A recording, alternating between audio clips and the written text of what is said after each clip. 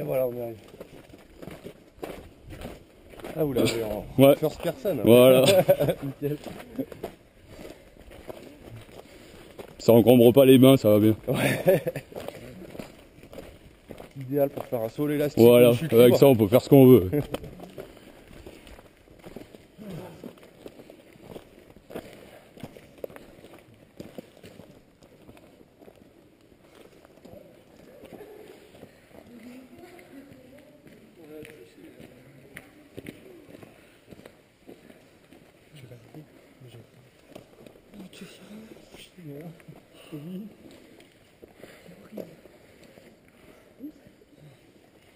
Bon, et ben voilà, on va commencer ici. On est donc arrivé à l'entrée de la grotte, sous le porche de la Luire. Sachant que c'est le deuxième plus grand porche du Vercors, le premier étant celui de la grotte du Bournillon, qui elle se situe à une vingtaine de kilomètres au nord, au niveau des gorges de la Bourne, pour ceux qui situent. Et détail intéressant, à l'autre bout du réseau souterrain de la Luire, les deux grottes en fait sont interconnectées. On reviendra là-dessus plus tard, avec bien plus de détails. D'abord, je vais vous parler un petit peu de l'épisode dramatique survenu ici, sous le porche, à l'été 44, et qui a fait que le lieu, en conséquence, a été classé au patrimoine historique. Alors, qu'est-ce qui s'est passé ici? Eh bien, le 21 juillet, l'hôpital du maquis local, le maquis de Saint-Martin en Vercors, a trouvé refuge, ici même, sous la partie droite du porche, où il y a toutes les plaques commémoratives. Alors, pourquoi ils sont venus là? Parce que ce même jour, l'armée allemande avait lancé une vaste opération offensive à l'assaut du massif, destinée à venir à bout du maquis du Vercors, qui était en train de prendre de l'ampleur.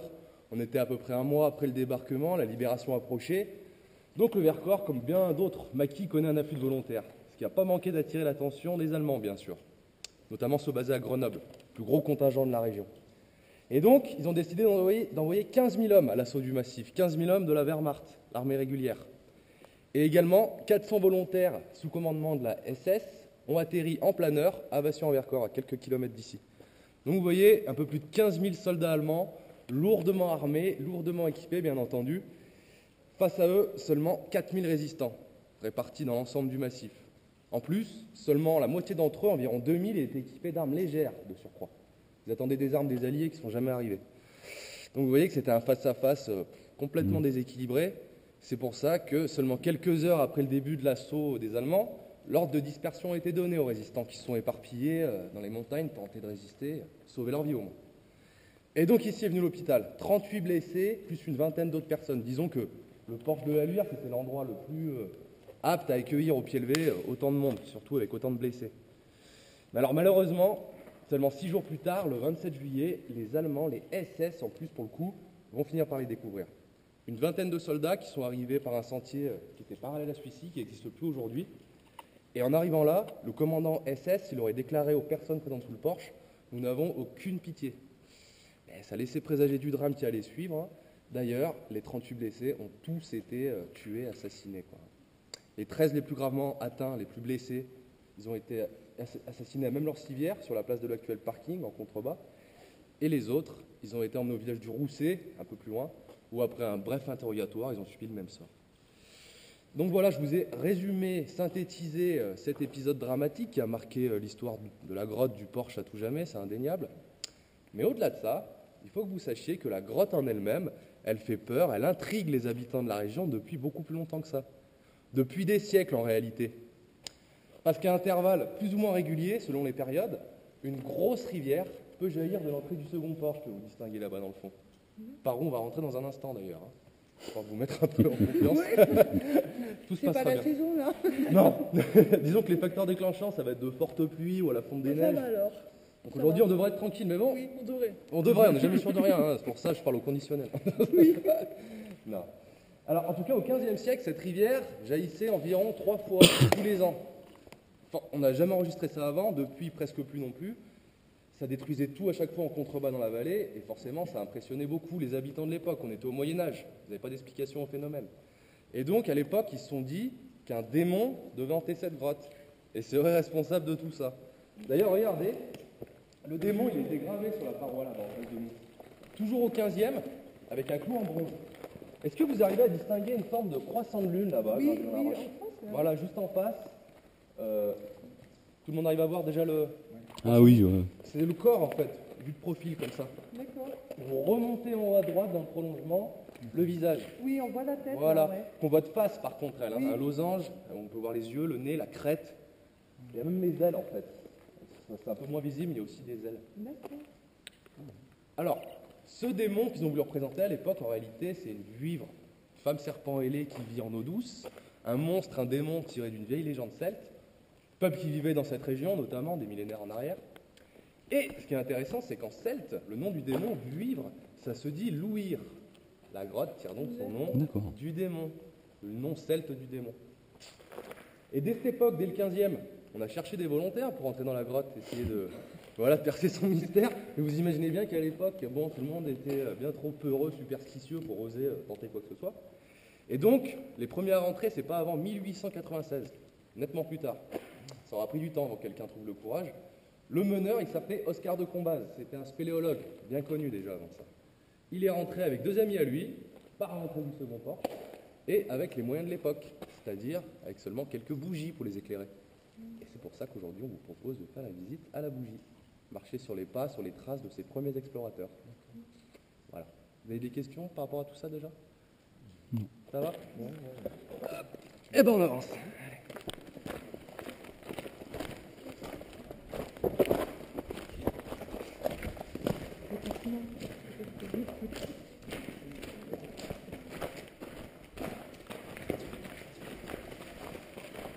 La lumière rouge, elle clignote, Cameron.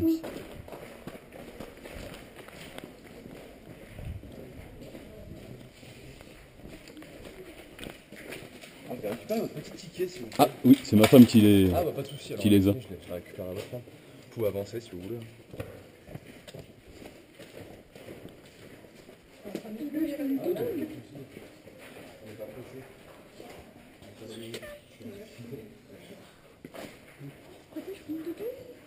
Bah oui, tu lui en demanderas une. Ah ouais, non mais tu passes vraiment ce...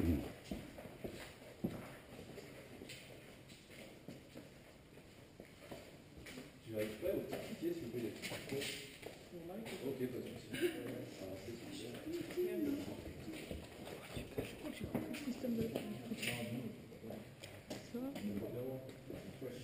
Putain, c'est joli.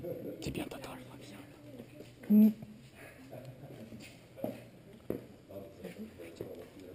Au cœur d'un des grands phénomènes hydrologiques de la planète.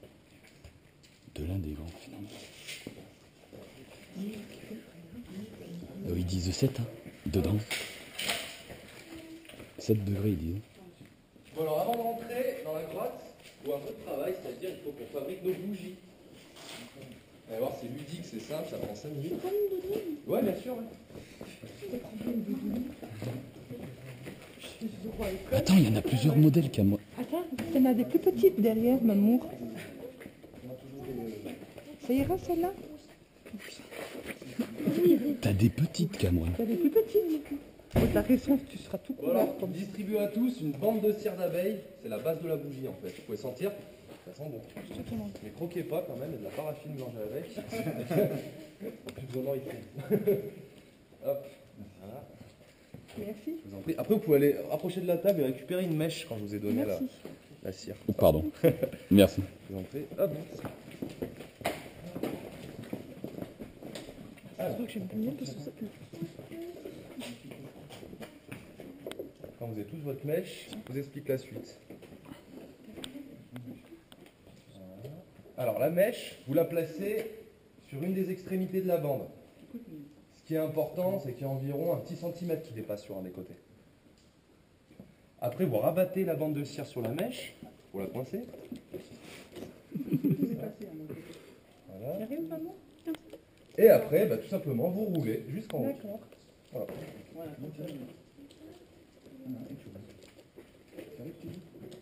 C'est un centimètre qui dépasse cette fois. Du moment qu'il y a de la mèche qui dépasse, c'est ce qu'il faut.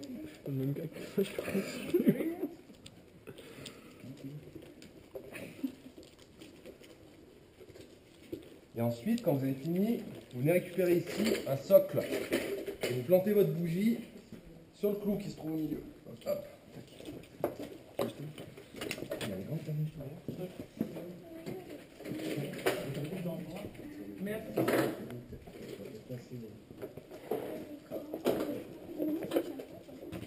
tient pas. Ah, parce qu'elle est peut-être pas assez serrée, du coup, là, je alors, ce qu'on fait dans ces cas-là, on appuie un peu là. Hop, ça va bien. Voilà. En plus, c'est une bougie artistique. Voilà.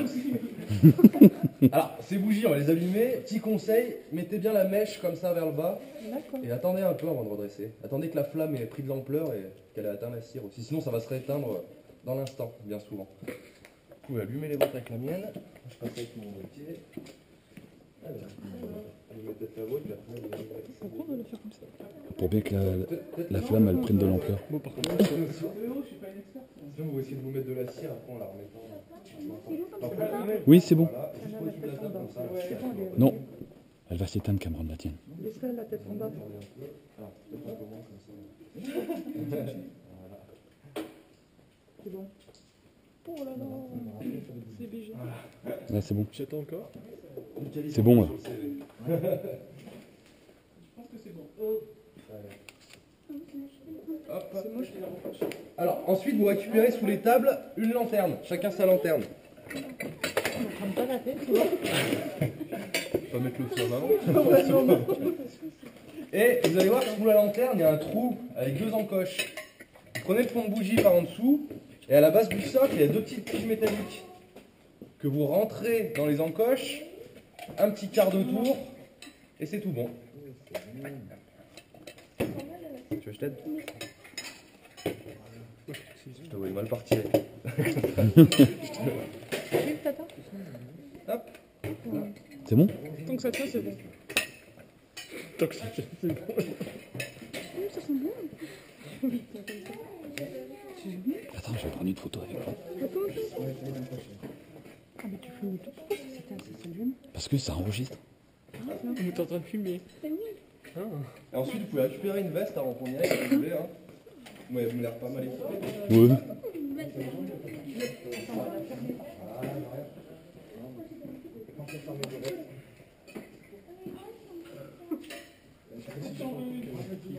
Donc, Bon, bah, on va pouvoir commencer à se diriger vers l'entrée doucement. mais non, ça va pas s'éteindre. Quand tu veux prendre des photos, tu me le dis. Je te la tiendrai.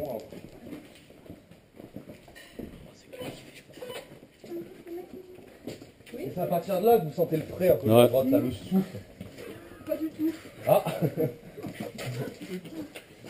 C'est pas très bon, mais trop grand. Non, très agréable. Et pour le début, un peu de lumière quand même, je vous laisse voir où vous mettez les pieds. Ah oui, d'accord. Là aussi, joli. Ouais, c'est à partir de là qu'on sent. Hein. Ah ouais. Pour ça, je vous conseille une veste en plus. Hein. John, Non, mais j'ai une photo automatique. pourquoi j'ai fait non, parce qu'il y a La du... lumière c'était sympa, c'était agréable, mais ça dure pas. Retour Il doit y en avoir de la 1896. On se remet dans le contexte, plus que les bougies. Ah ouais, alors, en 1896, Oscar de Combaz et ses amis, eux, ils ont déjà mis plus de 2 heures rien que pour arriver ici. Parce que cette année-là, l'entrée ici, elle était bouchée, obstruée par des grands blocs de roches, charriés par les crues successives de la Luire. Parce que là, on est vraiment au milieu du lit de la rivière quand elle se forme. Elle arrive de là, elle ressort donc ici. En tout cas, arrivé là, ils n'avaient aucune idée de l'ampleur du phénomène, qu'ils étaient sur le point de découvrir, un peu plus loin dans la grotte. Et on verra ensemble que ce phénomène, encore aujourd'hui, quasiment 120 ans plus tard, ça reste un mystère. Tout n'est pas expliqué, loin de là. Mais puisque la galerie continue dans cette direction, ben, tout simplement, ils ont commencé à avancer dans l'inconnu avec leurs bougies. Et c'est ce qu'on va faire maintenant. Suivons leur temps. Alors, petit conseil avant ça, gardez vos lanternes plutôt à bout de bras, comme ça. Vous verrez mieux.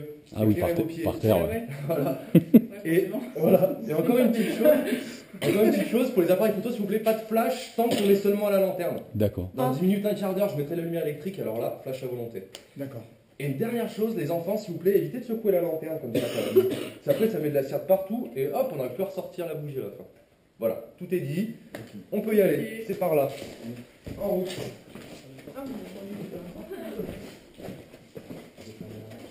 Ouais, je veux bien.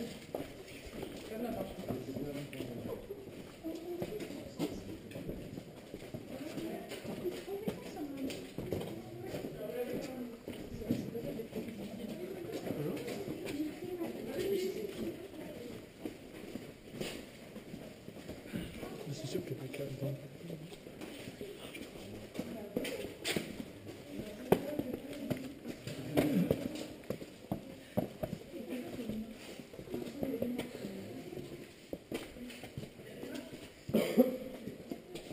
Alors attention à ce niveau-là, un petit piège, une flaque d'eau en plein milieu du chemin. Juste ici.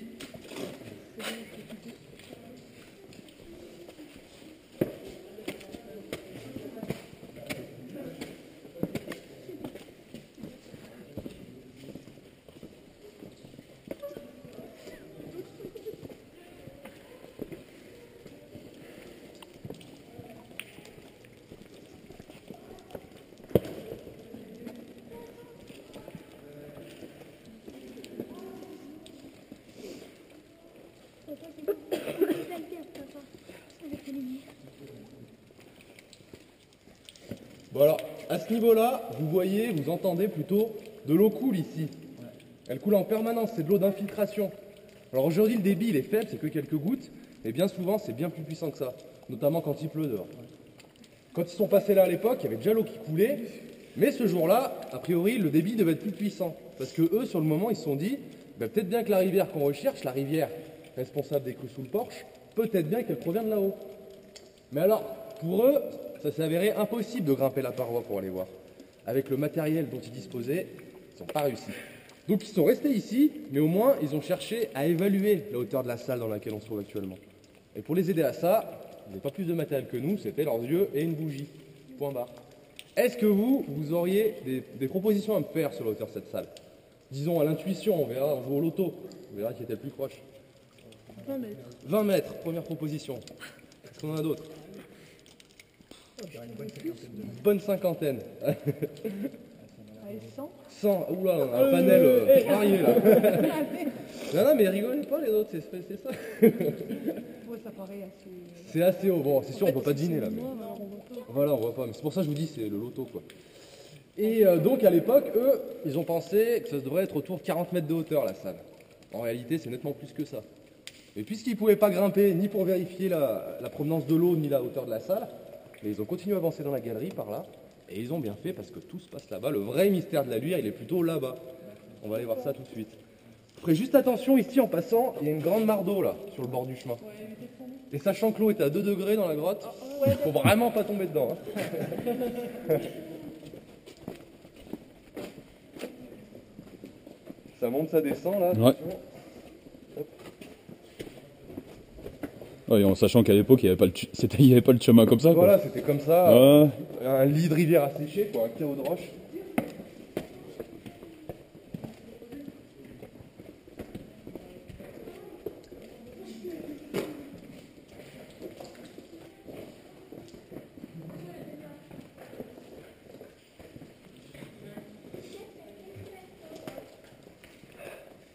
Alors, à ce niveau-là, si vous levez les yeux, Ah ouais, c'est vous allez marrant. remarquer que le plafond est redescendu. Ah ouais. Vous avez pris une goutte, madame? Non, j'ai pris la plaque. Ah, c'est encore pire. Alors, oui, donc le plafond est redescendu. En fait, ce qui se passe ici, c'est que devant nous, la situation s'inverse par rapport à la salle qu'on vient de traverser. Parce que d'accord, le plafond redescend, voilà. Sauf que là, devant nous, on a un grand gouffre. D'accord. À l'époque, pour s'approcher en toute sécurité, ils se sont encordés avec des grosses cordes en chanvre qu'ils ont attachées sur la roche par ici. Nous, aujourd'hui, vous imaginez bien qu'on a tout sécurisé, barrière, passerelle, tout nécessaire. On va voir ça sans danger. C'est parti. Faites juste attention à ces escaliers, là, ils sont un peu raides, un peu irréguliers. Hop. Et je vous laisse avancer un peu plus loin le long de la barrière, s'il vous plaît. De manière à ce que tout le monde puisse se mettre à votre suite.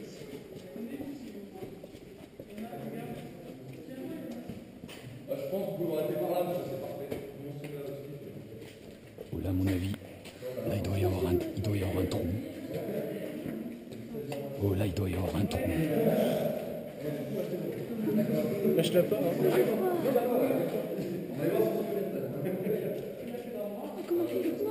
Alors, je vous invite à regarder un petit peu ce qui se passe en bas dans le gouffre. Pas grand-chose. Oui, attention. Alors, comme vous pouvez le constater, la lumière des bougies, on n'y voit rien. Ouais. Tu vois, il va allumer, tu vois. D'ailleurs, à votre avis, comment est-ce qu'ils ont fait pour évaluer la profondeur du gouffre? Quelle technique? Ils sont tombés. Avec un caillou, non? J'ai entendu caillou, quoi? Non, c'était pas un camarade non plus.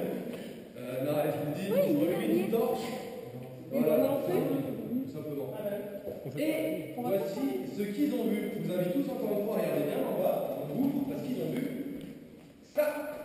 Oh putain la vache.